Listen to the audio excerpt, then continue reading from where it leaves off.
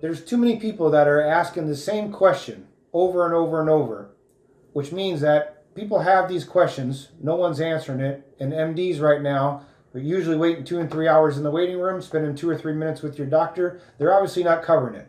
So let's take some of these questions. So the first question you had here was coronavirus. Is it a pandemic, epidemic? Is it a virus? What is it? So essentially the coronavirus, which was an epidemic and has turned into a pandemic. What does that mean? It's just essentially you are getting people that are sick from not just one particular area or one particular continent, but it has crossed over into other areas of the world. When he's asking the question about what are the symptoms that go along with this, because a lot of times people don't know, what do I have the virus? How do I get tested for the virus? Where do I go to get tested for the virus? And so the things that you want to watch for are things like dry cough, fever, fatigue, sneezing, any of these things. Because remember, it doesn't matter if it's the coronavirus or another virus. Doctors, we cannot treat viruses. Doctors treat symptoms of viruses.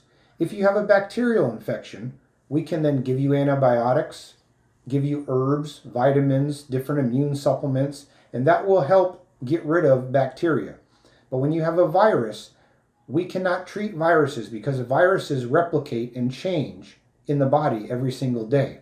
And that's the reason why flu vaccines don't work, which is a whole nother subject. Question number 2. Keith asked, what do I think? Is there going to be a relapse of this virus? I 100% think that there's going to be a relapse of this virus.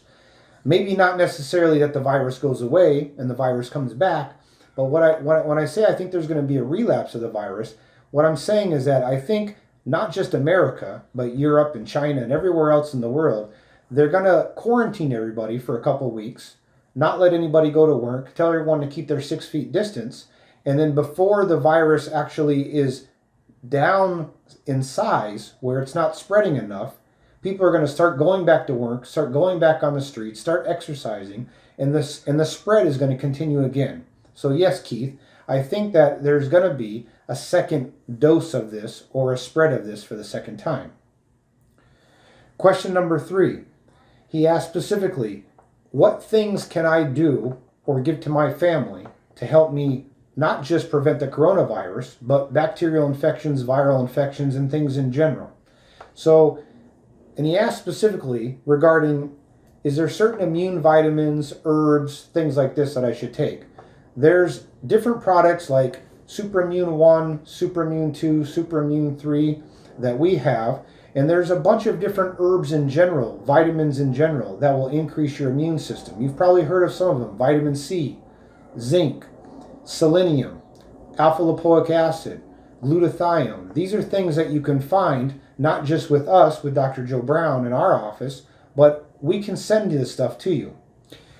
He also asked, what about nebulizer treatments or IVs? Now, these are something that we do in our office every single day. We have nebulizers, we have IVs that we do for different types of conditions. And so these are things that not only does it make sense to do right now to increase your immune system, but if you think somebody has the coronavirus or any of these symptoms, I would definitely be sending them in for this. So, Keith, let's see, one more question. Last question he had was, what should I expect because I have 2 sons, 1 daughter? What would be a typical fever in an adult versus one of my kids? If you are an adult and your fever is between 101 or 102, that's the point where you're no longer in the low-grade fever. This is the point where you need to contact a physician. And in terms of children, if your fever is anywhere from 102, I actually like to say 100, 101, 102, because adults can sometimes go up to 103. But typically, if you can just remember the numbers, 101 to 102 for adults or kids, you need to contact your physician. Because if it's not the coronavirus, you have something else that's going on.